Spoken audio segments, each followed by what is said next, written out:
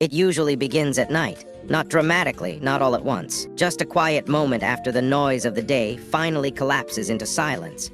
You sit alone in the dim light of your apartment. Outside the window, the city continues moving without asking how you feel about it. And you stare at your reflection in the blackened screen across the room. Not because you are searching for yourself, but because something inside you has become impossible to ignore. You did everything correctly. That's the strange part. You follow the instructions with almost religious discipline. Work hard, stay composed, be useful, don't complain. Achieve enough and eventually the emptiness will disappear on its own. So you built a life around competence. You learned how to survive in rooms where weakness was punished. You became dependable, efficient, calm under pressure, the man people call when things fall apart, the one who keeps moving even when exhausted, the one who never makes his emotions someone else's problem. But lately, something has changed. You notice it in the pauses between conversations. Promotions feel smaller than they should. Relationships feel distant even when intimacy exists physically. You continue showing up. Yet somewhere beneath the performance, there is an unsettling absence, as if your life is happening 1 inch away from you. A growing suspicion that the version of yourself you built to survive may no longer know how to feel alive. Not depression exactly, not sadness in the ordinary sense, something more difficult to name. The world rewards you for endurance, so no one notices the cost of it.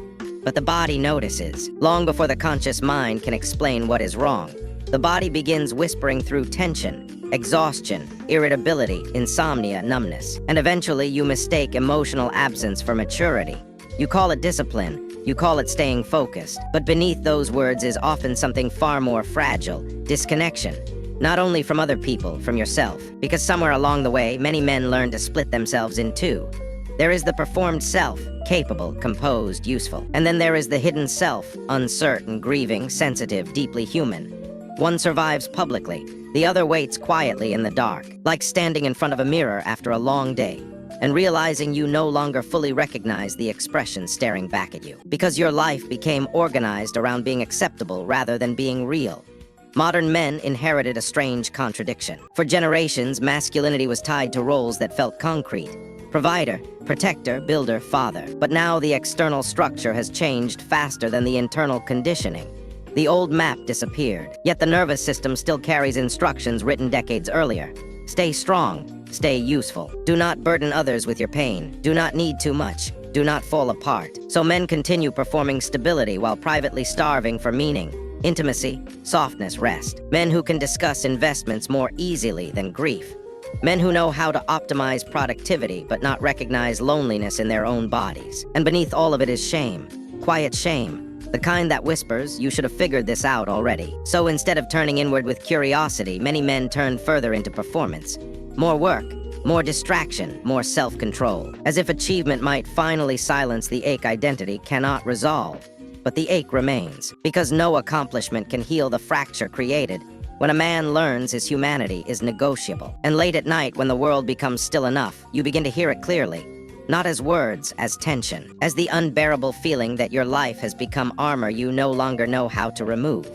Because the truth is, emotional silence was never natural. It was learned, slowly, carefully, often long before you had language to understand what was happening. A boy enters the world emotionally open. His nervous system reaches instinctively for connection, reassurance, warmth, attunement. But many boys encounter a different lesson early in life, not always through cruelty. Sometimes through silence. A boy falls and hears you're fine. A boy cries and watches discomfort appear in adult faces. So adaptation begins. The nervous system learns suppression as protection, not consciously, neurologically. The brain becomes increasingly efficient at detecting emotional risk. Stress hormones remain elevated longer than they should. And because this adaptation is rewarded socially, it becomes identity. People praise the boy for being mature, independent, strong. No one notices he is slowly losing access to himself. Because emotional suppression does not erase emotion, it buries it alive. The body keeps the record, every unspoken grief, every humiliation absorbed in silence. And eventually the cost emerges in forms modern men rarely connect back to emotion at all. Chronic tension, insomnia, emotional numbness, a strange inability to identify what you are feeling in the exact moments you need connection most. The body was never meant to remain in guardedness indefinitely. When stress becomes chronic, the system adapts around survival instead of openness. Cortisol levels remain elevated, and perhaps most tragically, many men become so accustomed to emotional suppression that numbness begins to feel normal, even admirable. But numbness is not peace. It is the absence of access, a survival state mistaken for stability. You see this most clearly in relationships. A man may deeply love his partner, his family, his friends, yet feels strangely incapable of reaching them emotionally, because somewhere in his development, vulnerability became associated with danger. So when intimacy deepens, the nervous system reacts defensively. Men starving for connection while unconsciously defending themselves against the very thing they need.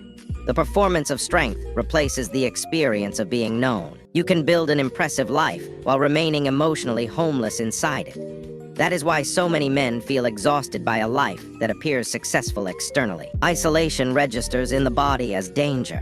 Rejection activates ancient neural pathways associated with threat. A father disconnected from himself cannot model emotional presence for his son. So the pattern repeats. Men inheriting armor from men who inherited armor from men who once needed it to survive. Because real strength was never the absence of feeling. It was the capacity to remain present without abandoning yourself.